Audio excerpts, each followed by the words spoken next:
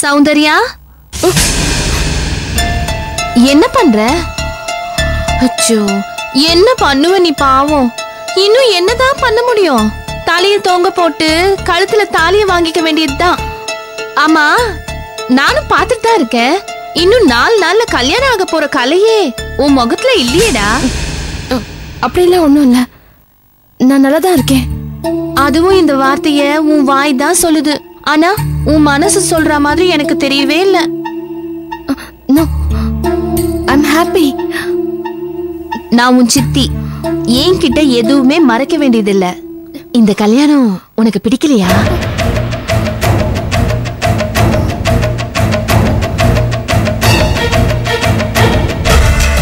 இவ்ளோ அவசரமா கல்யாணம் ஃபிக்ஸ் பண்ணும் போதே எனக்கு டவுட் தான். படிக்கிற பொண்ணு உன் படிப்ப பாதியில நிறுத்திட்டு எதுக்கு இந்த அவசர கல்யாணம்? நீ என்ன வேணா சொல்லு சௌந்தர்யா, சில விஷயத்துல உங்க அம்மா பண்றது எனக்கு கொஞ்சம் கூட பிடிக்கல. பையனா இருந்தாலும் பொண்ணா இருந்தாலும் அவங்க இஷ்டம் என்னன்னு தெரிஞ்சுதான் கல்யாணம் பண்ணணும்.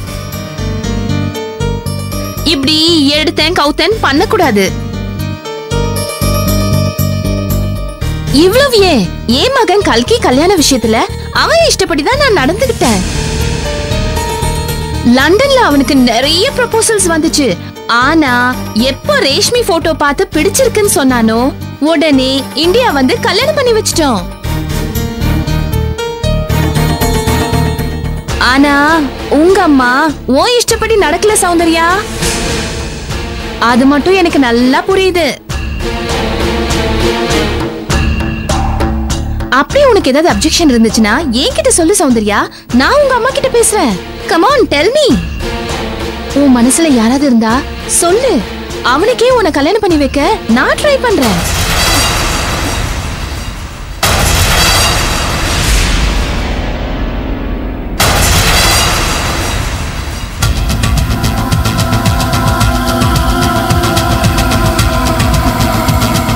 சித்தி, சொல்லுமா.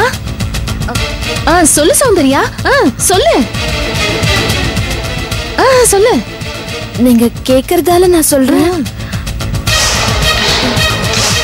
நான் சௌந்தர்யா,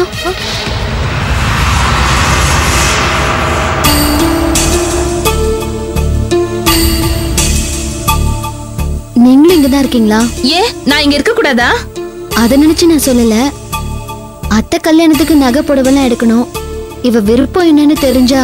ஓ, சௌந்தர்யா விருப்பப்படிதான் இங்க எல்லாமே நடக்குதோ? எனக்கு என்னவோ அப்படி தெரியலப்பா. சௌந்தர்யா, உன்னை பாட்டி கூப்பிடுறாங்க, வா போலாம். சௌந்தர்யா, நான் இப்ப போறேன், மறுபடியும் வந்து பேசுறேன்.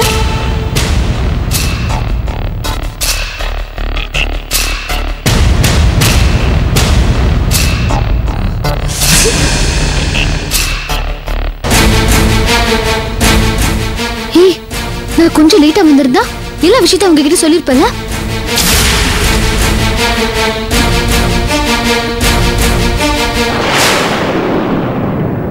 இது பாரு, உன் கல்யாணத்தை பத்தி என்னை விட உனக்கு தான் நல்லா தெரியும். இந்த கல்யாண விஷயம் நம்ம 2 பேருக்கு மட்டும்தான் தெரியும், வேற யாருக்கும் தெரியவும் கூடாது. 4 பேருக்கு விஷயம் தெரியாம இருக்கிறது தான் உனக்கு நல்லது. இல்லைன்னா வீட்டுல இருக்கிறவங்களுக்கு குழப்பம் தான் வரும். முக்கியமா இந்த விஷயம் அத்தைக்கு தெரியவே கூடாது, அதை நீ மனசுல வச்சுக்கோ. அத்தைக்கு தெரிஞ்சா அவ்வளவுதான் சௌந்தர்யா. சௌந்தர்யா,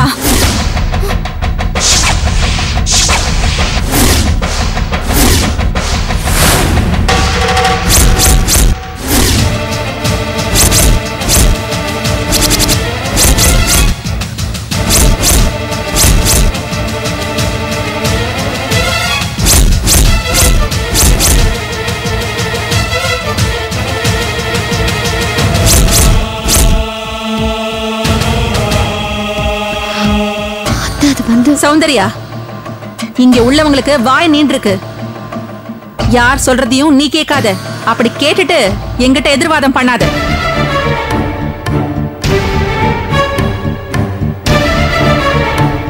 சௌந்தர்யா, ஒண்ணு மட்டும் நல்ல ஞாபகம் வச்சுக்கோ. இந்த வீட்ல நான் சொல்றதா கேட்கணும். அது சரியோ தப்போ ஏன் இஷ்டப்படிதான் எல்லாம் நடக்கணும்.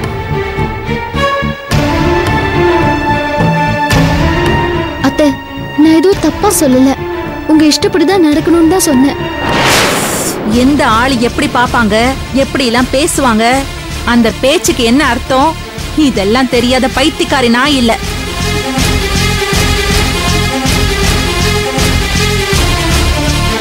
வாழ்க்கை கொடுத்த வீட்டுக்கே கொள்ளி போடுறவங்கள என்னால மன்னிக்க முடியாது. அத்தை, அந்த மாதிரி ஆளுங்க பேச்ச கேட்டுக்கிட்டு நீ புத்தி மாறின, நான் என்ன செய்யணுமோ அதை செய்வேன்.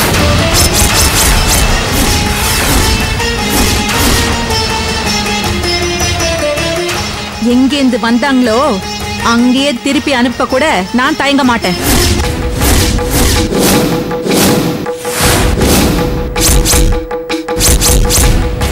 விரதத்தை நிறுத்தினா மட்டும் இந்த கல்யாணம் நடக்காதுன்னு யாரும் தப்பு கணக்கு போட வேண்டாம். அத்தை, அந்த மாதிரி என்னமே எனக்கு இல்ல அத்தை. நான் எந்த தப்பும் பண்ணலன்னு நிச்சயமா ஒரு நாள் தெரிஞ்சுப்பீங்க. ஒரு தடவை யார் மேல என் மனசுக்கு வெறுப்பு வருதோ மறுபடியும் அவங்க முகத்தை கூட நான் பார்க்க மாட்டேன்.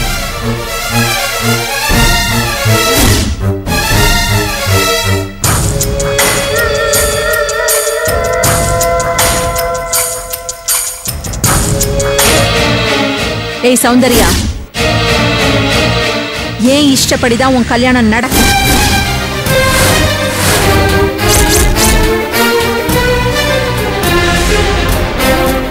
அதே மாதிரி உன் கல்யாணத்துக்கு தேவையான நகை புடவை எல்லாம் ஏன் இஷ்டப்படிதான் நான் வாங்கி தருவேன்.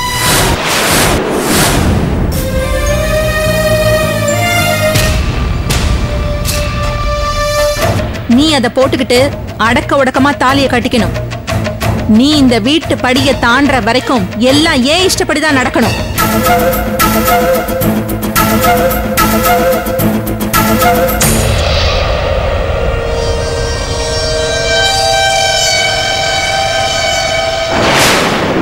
சொந்த பந்தம் சொந்த பந்தம்.